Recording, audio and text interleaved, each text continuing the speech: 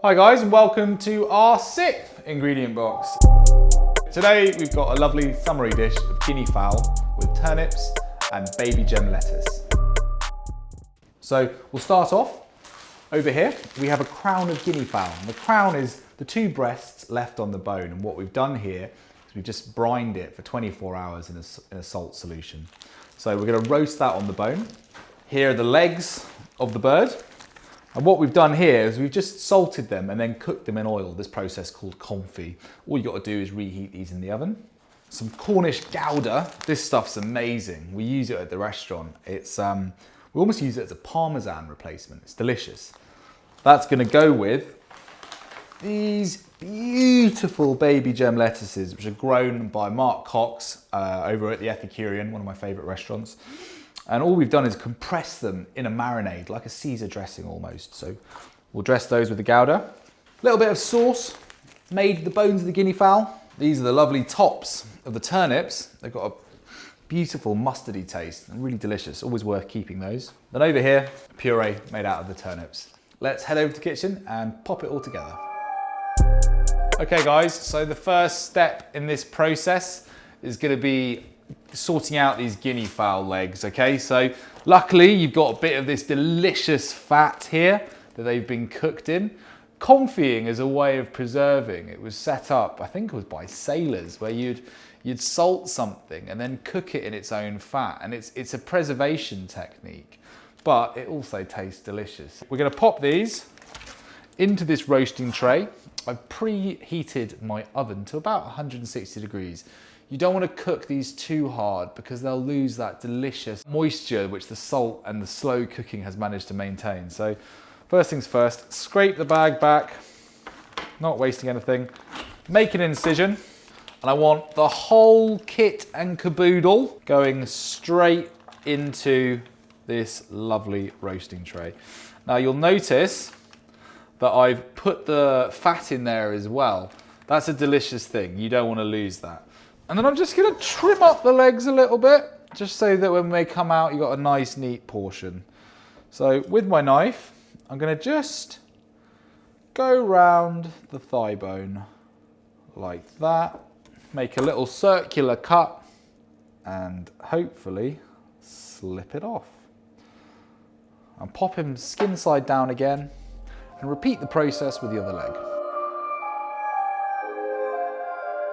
In the pan, in the oven at 160 degrees.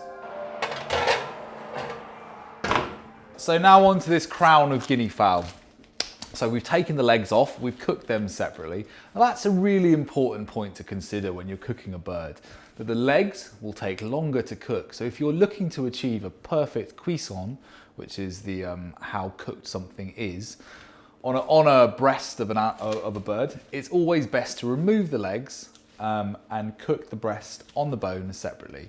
We leave it on the bone because it protects the flesh, keeps it moist. We've also brined it, so that's a process of submerging flesh in salted water, and the salt will permeate the flesh, season it throughout, and it also helps it retain some moisture. So it's a great way of roasting a bird that traditionally is known for drying out and being quite tough and not delicious. So by treating it this way with the utmost respect and taking time over the process, we're really ensuring that we get a great product at the end of the day. Grab a pan, pop it on the heat. Ooh, which one is it? And let it start coming up to quite a high heat. Take the bird out of the pan, out of the bag, excuse me, and just pat it dry with a cloth. If it goes into the pan wet, what's going to happen is that it's going to cool the pan down and it might spit and crackle, which could end up with you getting a bit burnt. So I get a cloth, I lay it out, and I just pop the bird on the cloth and just make sure it's lovely and bone dry before it hits the pan. Once again, this will help you get a beautiful golden brown skin, and make sure inside the cavity is also nice and dry.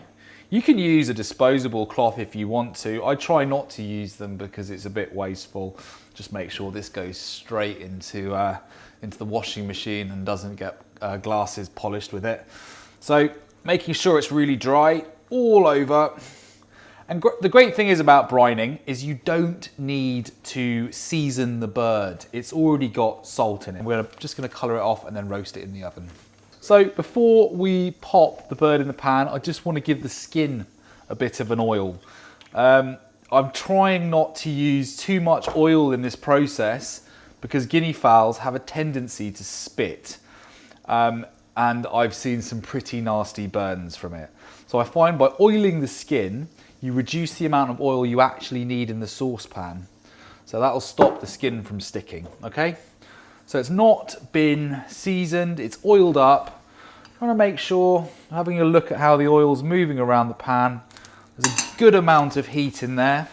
And I think we're ready to start colouring off this bird. It's going to go in the same oven as the legs are in, and we're probably going to roast it for about 10 to 12 minutes. Okay, so nice and gently, don't throw it, whatever you do, because that will burn. Give it a little twist. And you can see he's on one side here. Oh God, you can hear it bubbling up. I'm just keeping it moving. So we do one side, then we'll do the other side, then we'll caramelise the top of the bird. So I'm keeping the bird moving the whole time. Oh, there you go. That's what you got to watch out for.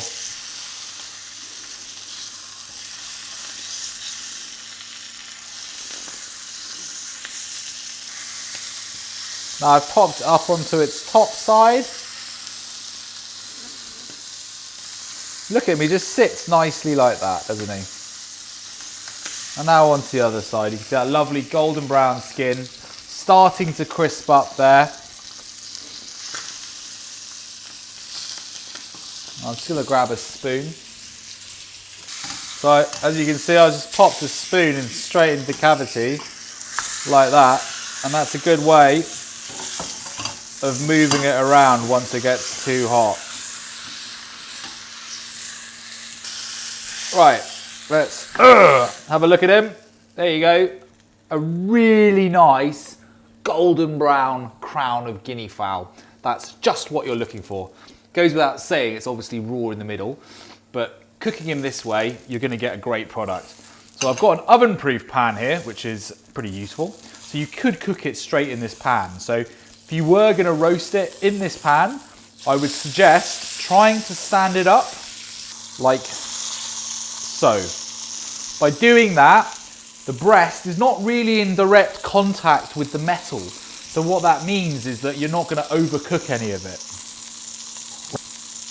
Oh, these guys are doing their job, aren't they? Woohoo! Yeah.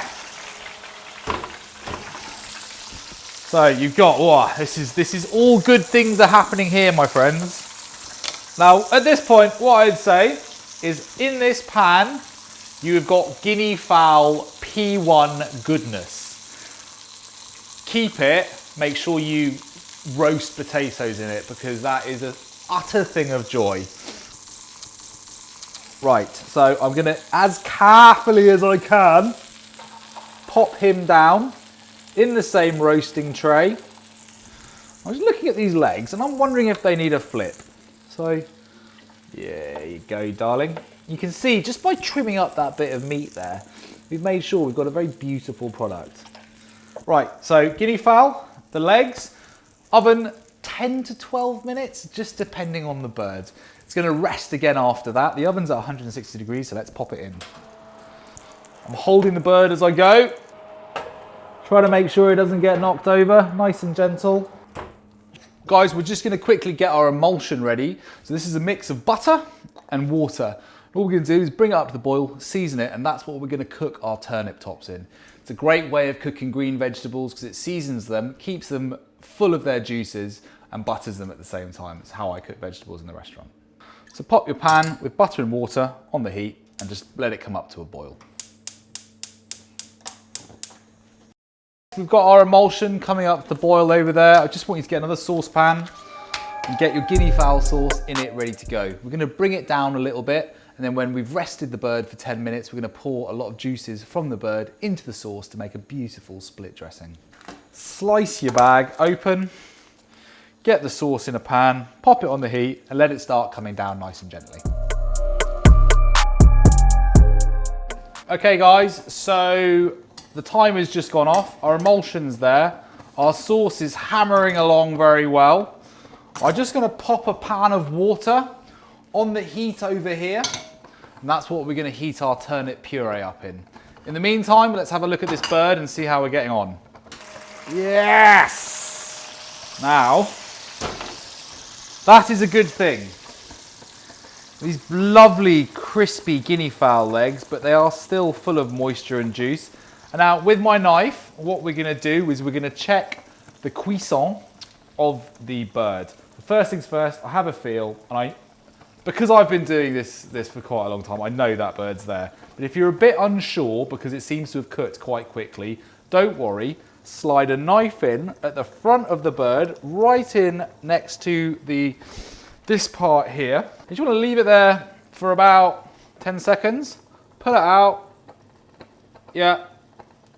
And I'm just looking for it to be warm. If it's hot, it's probably gone a little bit too far, but don't worry if it is hot. And what I'm going to do now, which is really important during the cooking process, is resting it. So I'm going to grab the whole bird, and if you want to use your spoon, you can. Grab him up and turn him upside down like that. And all of the juices are going to run to the top of the bird there, keep it lovely and moist, and finish it cooking beautifully. So the legs are there, the sauce is looking brilliant, the emulsion's on. We're going to just heat up the puree, cook a few more vegetables, and then we're there. So all my bits and bobs are out. I just want to heat up my turnip puree. So once again, nice and easy technique. In a sealed bag, pop it in some hot water, and that will come up to temperature and be ready to go in a minute. Oof, lovely. All right guys, now we're going to start getting ready to do our salad. So this is almost like a Caesar salad. You've got these baby gem lettuce, which are grown organically. Now they're so beautiful, I didn't want to pick them down. I wanted to really show you how amazing they are. So all we've done is make a Caesar dressing with truffle oil, trimmings of Gouda, some vinegar, salt and sugar. And then we compress the whole salad with that dressing so it permeates right into the salad. I want you to open the bag, but be careful not to lose any of those wonderful juices. And pop them on a plate because you're going to dress those yourself, okay? Whoa, look at that. They're amazing. Oh, so good. That's my favourite. Lovely garlicky, truffly dressing. It's just a very nice thing, isn't it? God, this makes me so happy. I want to just try a bit.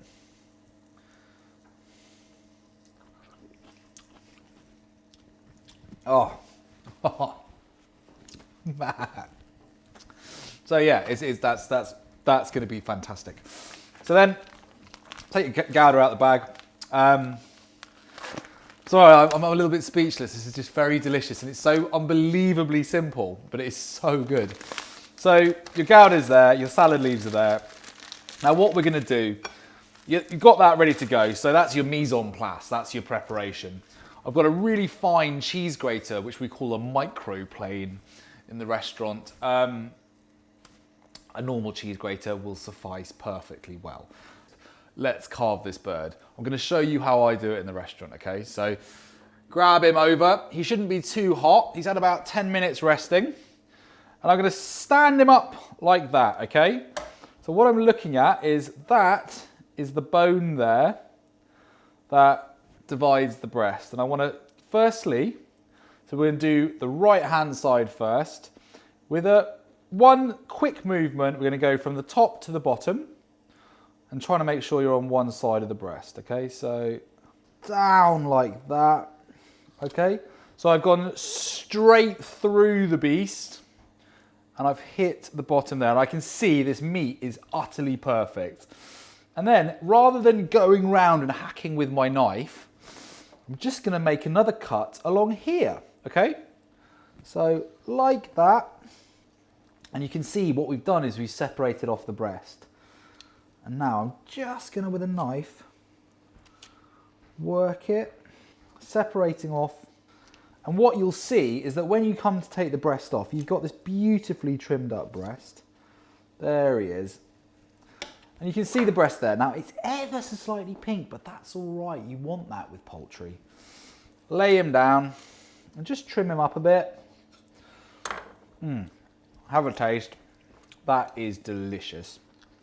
Pop them in the same pan you were resting it. If you're unhappy eating it and it's slightly pink, that's fine. Put it back in the oven.